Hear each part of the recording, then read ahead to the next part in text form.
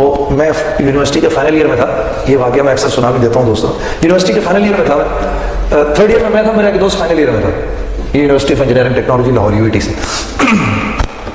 تو جس وقت وہ اس کا وہ اسلامیات کا آخری ایگزام تھا اور آنرز سے کلیئر کر رہا تھا، وہ آنرز سے وہ کلیئر کر رہا تھا اپنی انجینئرنگ. تو اس کا اسلامیات کا جب ایگزام آیا تو وہ میرے پاس آیا، مجھے آگے کہنے لگا یار جنید یار یہ میرا اسلامیات کا ویوا تو دے دے. ابھی میں نے کہا میں کہاں سے دے دوں. اب وہ قد بھی اس کا میرے جتنا ہی تھا، چشمے وہ بھی لگاتا تھا، دونوں اسلام آباد سے تھے اور یار تھے ایک دوسرے. اسلامیات کا ویوا تو دے دے. میں نے کہا بھائی یار اگر پکڑا گیا تو میں نے اگلے سال خود بھی دینا ہے. اور ہمارے ٹیچر کا نام کیا تھا جی؟ محمد اسرائیل. ابھی میں نے کہا تو موت سے پہلے مجھے ملک الموت کے ہاتھوں میں دے رہا ہے بھائی، مولانا محمد اسرائیل. تو میں نے اس سے وہ میرے پیچھے پڑ گیا. وہ جو بندہ آ رہا ہے اسے سورہ زلزال پوچھ رہا ہے، اذا زلزلت الارض زلزالہا، تجھے یقیناً آتی ہے. اب میں اسکول کے زمانے میں کرت کیا کرتا تھا تو مجھے تو یاد تھی، تو اس وقت تھوڑی یاد تھی، وہ پہلے کی یاد تھی. میں نے کہا یاد تو ہے مجھے. کہتا ہے دے دے یار مجھے نہیں آتی. میں نے کہا جی ٹھیک ہے میں چلا جاتا ہوں. بڑا یار تھا اپنا، بادل نخواستہ پہنچ گئے ادھر. اس نے پہلے تو مجھے اوپر سے لے کے نیچے تک دیکھا، میری تو جان ہی خوش ہو گئی. خیر پھر کچھ اللہ کی مرضی میں اس نے وہی پوچھا میرے سے سورہ زلزال آتی ہے تمہیں؟ میں نے کہا سر کوشش کرتا ہوں.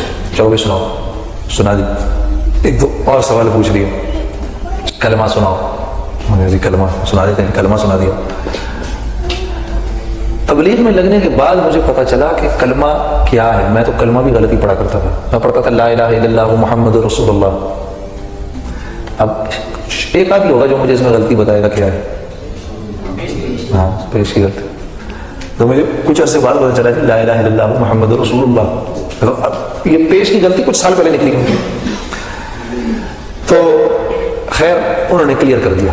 اب یہ جو میرا دوست تھا اس کو میں نے آ کے بتایا کہ مبارک ہو تیرا کلیئر ہو گیا. اس نے کہا چل تجھے کھانے پہ لے جاتے ہیں یہ وہ فلانا کر کے. یونیورسٹی کے دور میں یہ بہت چیز ہوتی تھی، کینٹین کا کھانا کھا کے. تو آنرز سے کلیئر ہوا یہ میرا دوست جو تھا. میساچیوسٹس انسٹیٹیوٹ آف ٹیکنالوجی ہمارے انجینئرز کے لیے از دا فائنل ورڈ. مجھے پتا نہیں آپ لوگوں کے لیے دنیا کی ٹاپ کی یونیورسٹی کیا، but MIT is the final word for every engineer. دنیا میں اس سے بڑی کو ٹاپ کی انسٹیٹیوٹ نہیں. SAT اتنا ہائی مانتے ہیں وہ. اس میں داخل ہونا تو ایک طرف، میرے اس دوست کو اسکالرشپ ملی تو کتنا ذہین ہوگا. یہ اسکالرشپ دی MIT نے کہ تم آ جاؤ ادھر. جب 2 سال کر کے اس نے MS کر لی، اس کے بعد اس نے وہاں پر پڑھانا شروع کیا. 3 سال اس نے MIT میں پڑھایا. جب یہ پڑھا چکا، پڑھانے کے بعد اس کو گورنمنٹ آف یونائٹڈ اسٹیٹس نے اسٹیٹ ڈپارٹمنٹ نے بلایا اور میرے خیال ہے کوئی ایک ایڈوائزری پوسٹ دی اس کو، میرے اس دوست کو. ہاں جس کو سورہ زلزال بھی نہیں آتی تھی، جس کو سورہ زلزال نہیں آتی تھی اس کو غسل کے فرائض کیا پتا ہوں گے، وضو کے فرائض کیا پتا ہوں گے اس کو. ٹھیک. اب میری آپ کی نظر میں یہ ایک پڑھا لکھا آدمی ہے. میری آپ کی نظر میں یہ ایک پڑھا لکھا آدمی ہے جس کو جو کہ دنیا میں اتنے ہائی لیول پر پہنچ چکا ہے دنیا کے معاملے میں. اب تو دنیا اس کے قدموں میں ہے. ہاں جی. جو میں بات کہنا چاہ رہا ہوں وہ یہ اللہ سے آری ہے، اللہ کی ذات کے تاثر سے آری ہے، محمد رسول اللہ صلی اللہ علیہ وسلم کے طریقوں سے اور سنتوں سے آری ہے. اب مجھے بتاؤ کیا یہ شخص کامیاب ہے؟ وہ کیوں نہیں بھائی 10 15 20 ہزار ڈالر مہینے کے لے رہا ہے یار. عجیب بات کر رہے ہیں آپ لوگ.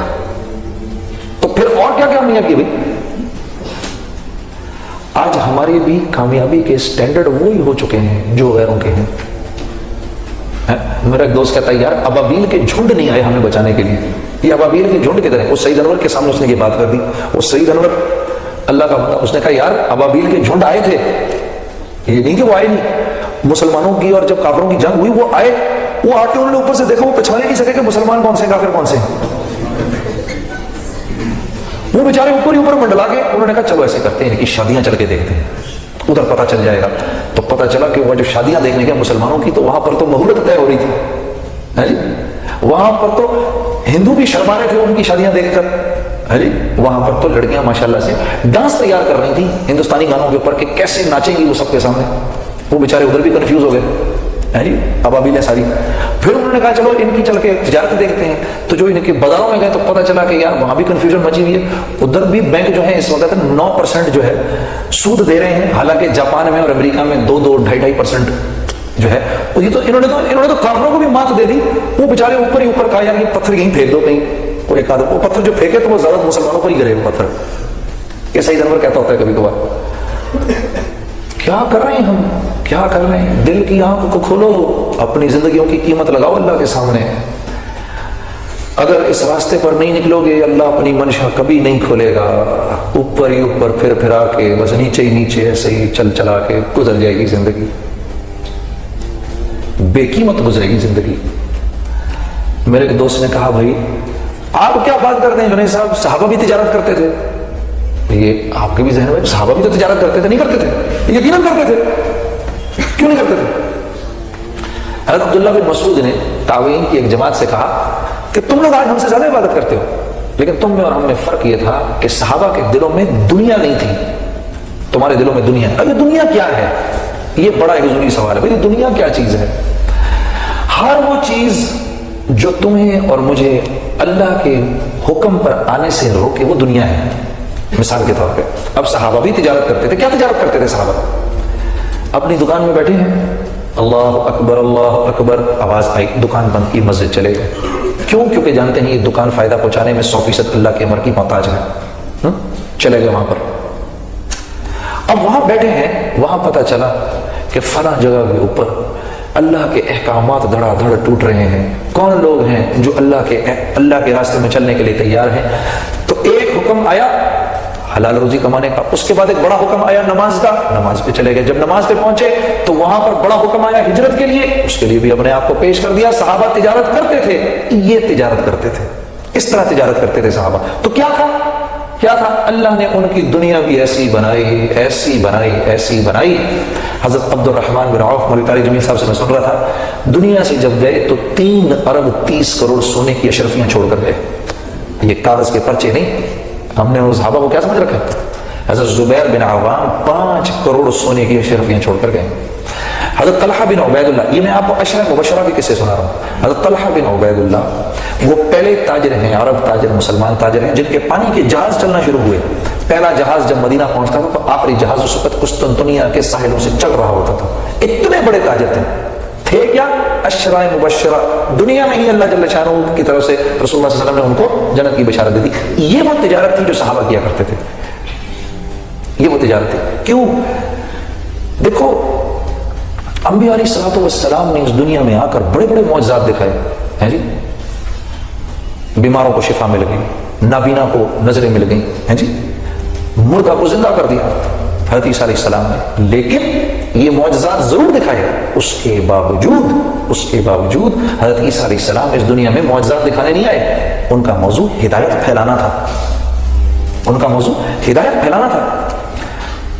جو کچھ سنا گیا اللہ پاک اس پر عمل کرنے والا اور آگے لوگوں تک پہنچانے والا بنائے. مزید اصلاحی بیانات کے لیے ہمارا یوٹیوب چینل بیوٹیفل بیان JJ کو سبسکرائب کریں اور ویڈیو کو لائک کریں. جزاک اللہ خیر.